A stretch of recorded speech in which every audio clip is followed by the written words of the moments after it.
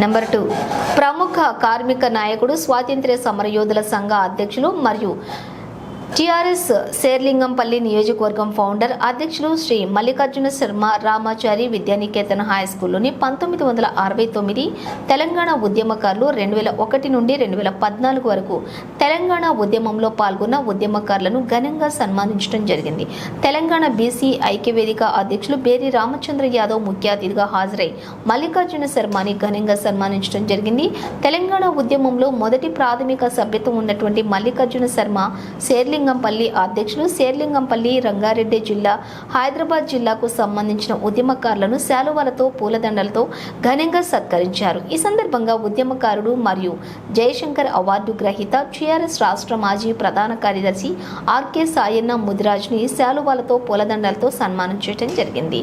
అదేవిధంగా ఉద్యమకారులందరినీ కూడా మరియు ముఖ్య అతిథులను అతిథులుగా గౌరవపూర్వకంగా శాలువాలు పూలదండలతోటి సత్కరించడం విశేషం. బేరి రామచంద్ర యాదవ్ని మల్లికార్జున శర్మ ఘనంగా సన్మానించారు.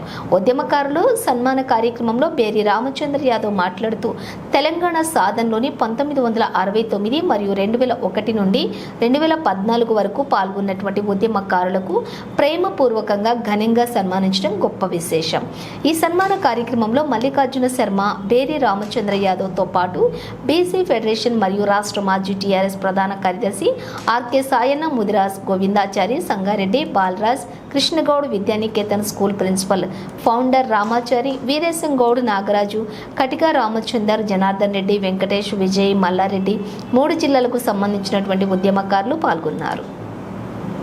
ఉద్యమకారులందరినీ జ్ఞాపికగా ఘనంగా సన్మానించడం జరిగింది.